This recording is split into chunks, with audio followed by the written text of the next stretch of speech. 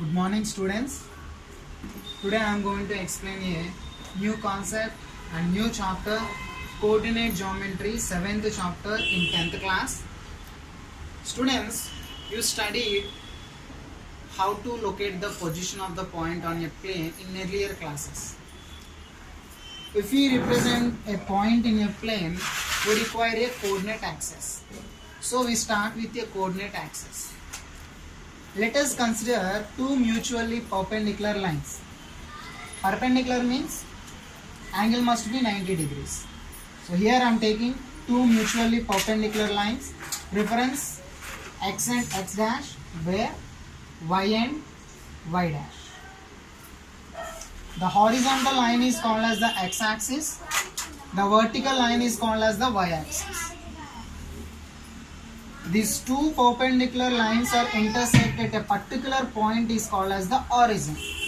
The two lines are intersect at a particular point is called as the origin. Origin is denoted by a letter O. Okay.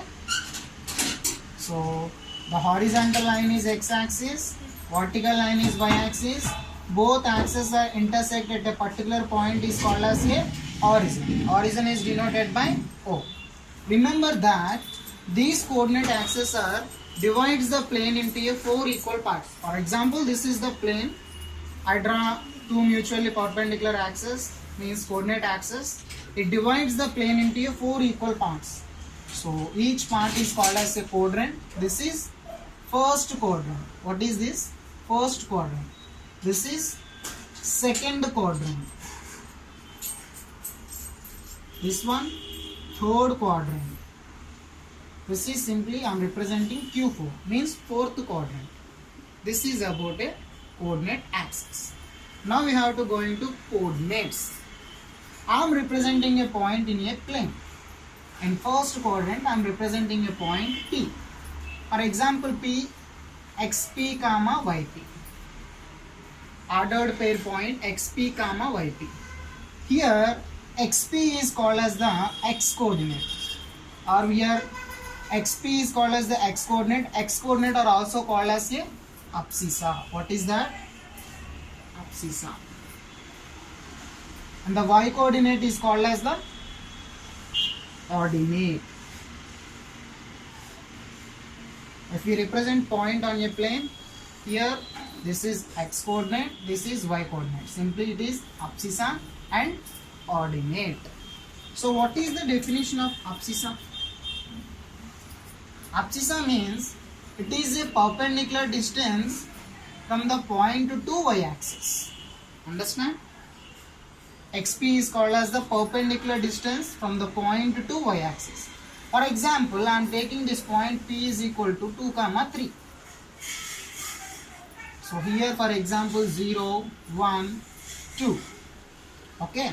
So the distance is 2. Here also 2, here also 2, here also the distance must be 2 only. So how we are representing the x coordinate means the perpendicular distance from the point to y-axis is called as the abscissa. And coming to ordinate or YP, y coordinate, how we have to representing? For example, here 1, 2, 3. Means here also 3 only, here also 3 only, here also 3, here also 3. So how we have to representing and how we have to define the ordinate means the perpendicular distance from the point to x-axis. Yes or no? The perpendicular distance from the point to x-axis is called as the ordinate. This is 3 units. This is 2 units. The 2 units is denoted by the perpendicular distance from the point to y-axis.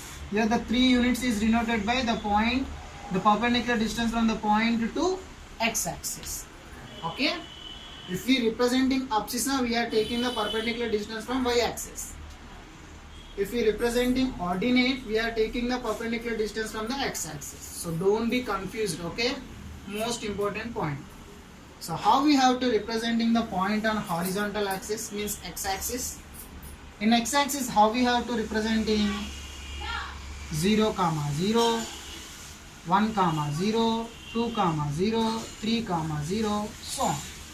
In the similar way, coming to y-axis, how we have to representing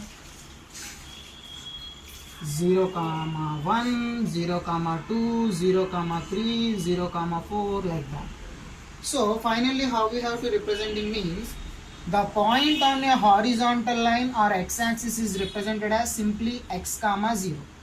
If you take any value for x, 1 comma 0, 2 comma 0, means the point on the x-axis always the y coordinate must be 0. What is that? No, the point on the x-axis y coordinate is 0. In the similar way, the point on the y-axis x coordinate is 0. Why I am mentioned again and again means coming exercise asking questions like the point on the x-axis is 2 units from the 3 comma 5. Means how we have to representing the point on the x-axis if we take x comma 0. In the similarly y-axis how we have to representing 0 comma y. The point on the y-axis we are representing like 0 comma y. So if we take y value 1, 2, 3 so on, 0 comma 1, 0 comma 2, 0 comma 3 like that. Understand how we are representing the point on x-axis and how we have to representing point on y-axis. All these things are only how we have to representing the point in a coordinate axis.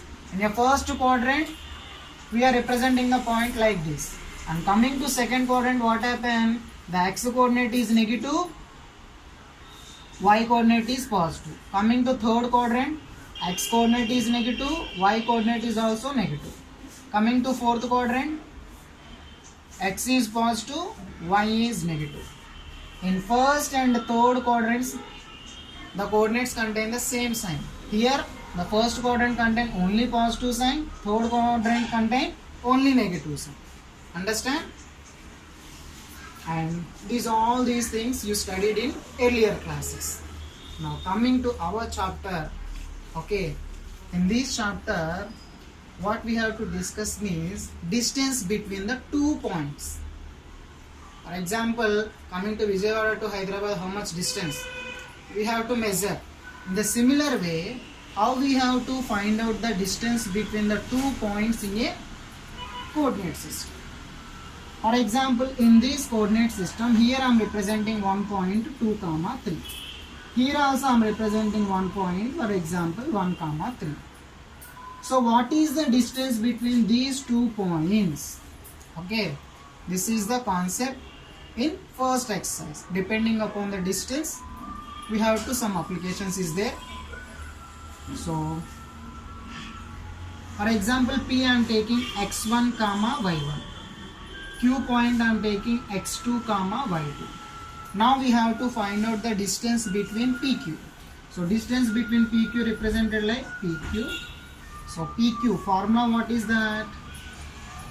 x2 minus x1 whole square plus y2 minus y1 whole square, or x1 minus x2 whole square plus y1 minus y2 whole square. This is the formula for finding the distance between 2 points. Difference of x coordinate whole square plus difference of y coordinate whole square. And keep it in your mind, distance always be positive only. Okay. Simply the difference between x coordinate, if you take x1 minus x2 or x2 minus x1, square of the distance, square of the difference of the x coordinates plus square of the difference of the y coordinates. Okay, x2 minus x1 whole square plus y2 minus y1 whole square to the root. This is the formula how to find out the distance between the 2 points. Understand the distance between the 2 points formula. And coming to next concept, collinear. What is mean by a collinear? Okay.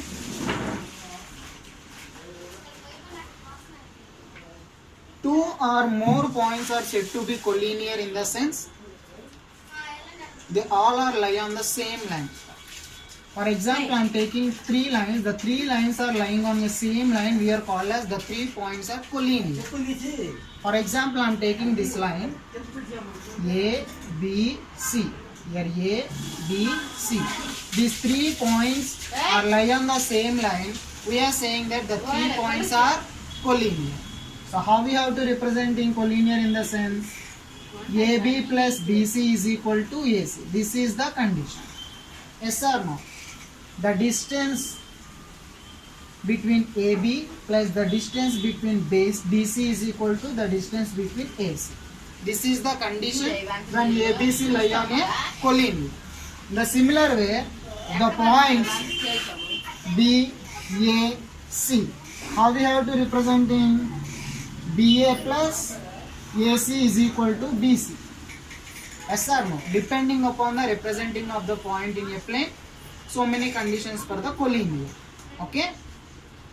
In the similar way, here the middle point is B. Here the middle term is A. Here the middle term is C, for example. So how we have to represent in AC plus CB is equal to AB. So these three are the conditions of the collinear points. Once again, collinear means if the 3 points are or 2 or more points are lying on a same line is called as a collinear. Understand? And in a similar way, the area of the triangle must be 0. Then the 3 points are also said to be collinear. Okay? So next video we will discuss some problems in exercise 2.1 depending upon the distance formula.